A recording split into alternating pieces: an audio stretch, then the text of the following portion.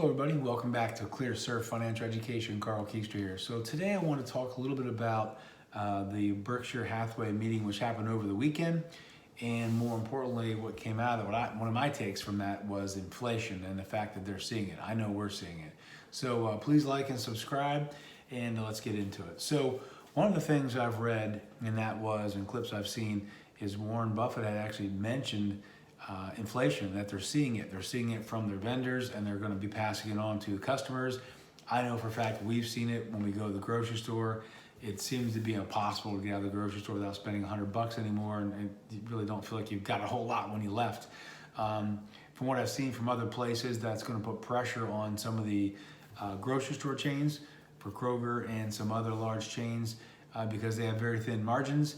And so inflation comes, they need to pass those costs on, but there's always a gap in the middle there where their margins get pressured. So we're starting to see that play out a little bit. Today's Tuesday, and the stock market is starting to roll over a little bit today for the first time in a while. It's down, the NASDAQ's down about 2.5%. So we'll get into that, the reason I think that's happening, and it does have to do with inflation. Also talk a little bit about cryptocurrency. In that meeting with Berkshire, it was asked what they thought of cryptocurrency, and Warren Buffett, and no surprise, Warren Buffett and Charlie Munger, neither one of them like it. They're not big on technology, never have been. But even Charlie Munger went even further, saying that basically it's used for nothing but illegal or illicit activity, and just created out of thin air. So why would you put billions of dollars into something that could be gone tomorrow, and you have nothing to show for it? So I understand what he's saying there. Obviously, a lot of younger people have embraced it, and I've talked about this quite a bit. I've got videos, going back a few months ago in December when I talked about Bitcoin. It was at 17,000, and I said it was here before, a few years ago, and it's either going to rip up or roll over, and it ripped up. And then of course Elon Musk got behind it, and some other stocks. Some big name celebrities are talking about Dogecoin lately. So those things are all adding to this frenzy of people buying into something. But more than likely, most of those coins won't make it. And people will learn tough lessons that, you have to find someone to take it off your hands at a higher price in order to make money. So we'll find out about that. But more importantly, I wanted to talk about the inflation issue right now.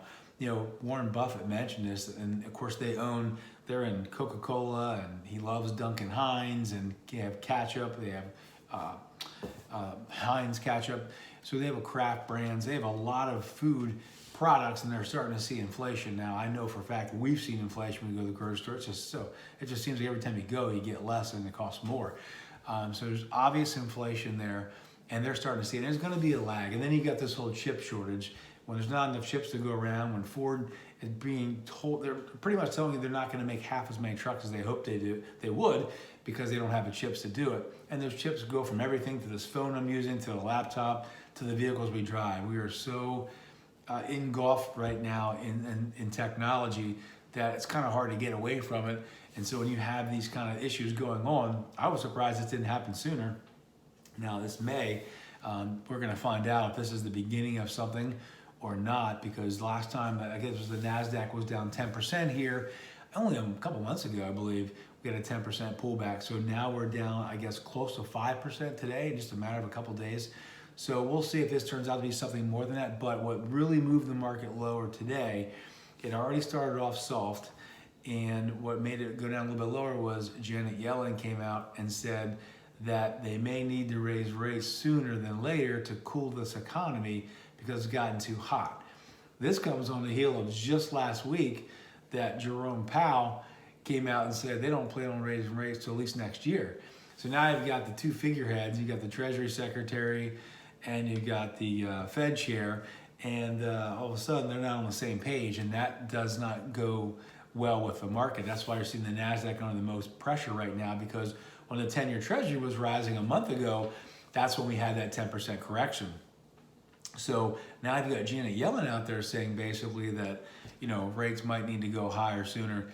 That could be a problem for the market in the short term. I'm not saying long-term investors, I would not try to get out and time this, because you don't know if it's going to be a 5% or a 10% correction, or maybe even 20%. I don't know. A year ago, we had a 38% correction, and you're further ahead now than you were then. So don't try to time this if you're sitting with retirement monies and you're drawing on those monies, I'm not suggesting that. But for me, I'm definitely looking at getting into a Microsoft or an Apple at a better price. So I'm watching them right now. Apple is down. Oh, Apple was down. It's down $4.50. It was down 5.5. I'm sorry. It was down 6.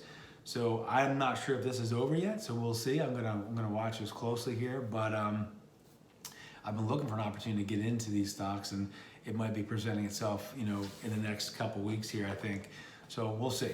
But anyway, inflation. Getting back to that, there's a lot going on there. You're going to see some of the bank names are a little bit higher today because banks do well with rising interest rates. That's actually positive for banks. So a lot of the banks I saw earlier, JP Morgan and Bank of America and Capital One, they're all higher. And then if you look at the biggest losers right now are the technology stocks, and especially the ones with the highest valuations. So I'm looking at a list of what I follow. Roku down $20, Tesla down 18, Zoom is teetering around $300, Netflix down $10 to $500. That's already been in trouble since they reported earnings. But you're seeing the Apple, Microsoft overstock. A lot of stocks, a lot of these NASDAQ stocks are pulling back right now. So anyway, I don't think that's going to change because as long as inflation fears are out there and rates start rising, you're going to see more people probably moving out of those. And I saw Caterpillar earlier was up. So if you look at those plays, it's coming out of this like it did a month or two ago, money coming out of the technology stocks and moving into the industrials. Matter of fact, let me pull up CAT. I saw earlier that was on the rise, and yeah, it was up $3. Now it's up 4.5.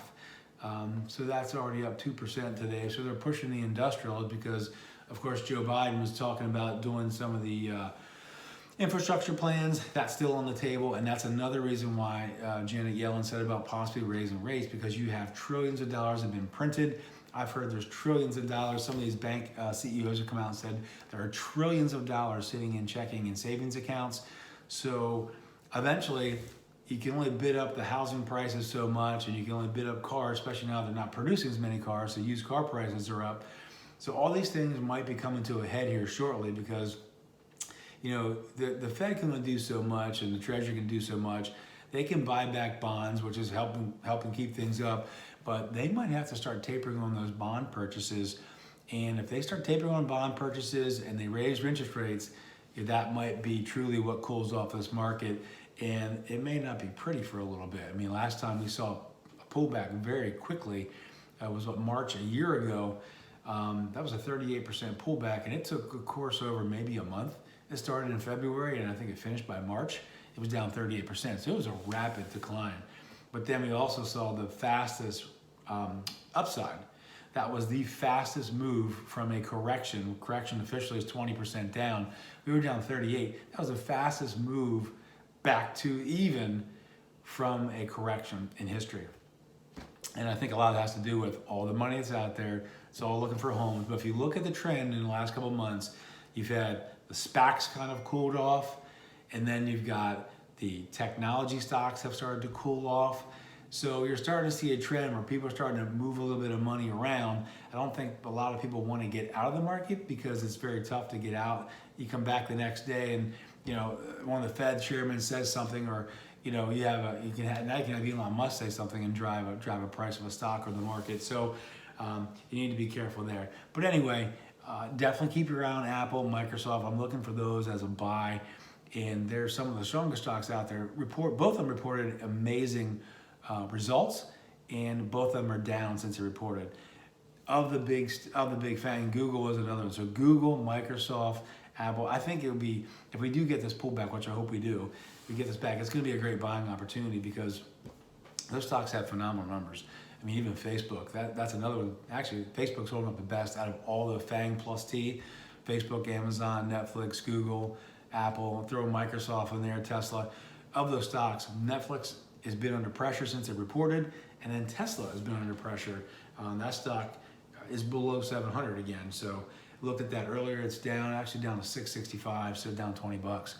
So anyway, definitely keep your eyes focused on that. This inflation that you're seeing is not, it's not going to be that harmful in the long run when I say that, to the stock market, because you're going to see a correction and people are going to adjust to what's going on. So I don't think this is the end of the bull run yet, but you do need these checks and balances. We are starting to see that, yes, you cannot go to the gas pump. Every time you go, price is up. Every time a house sells in your neighborhood, it goes up. I mentioned, I think on the last video, we talked about the price of a house. There's another $30,000 additional cost for lumber alone. So if you look at the price of, you pick the instrument, lumber, oil, gas, you name it, everything in your grocery list is going up. So anyway, I'm going to leave it there for now.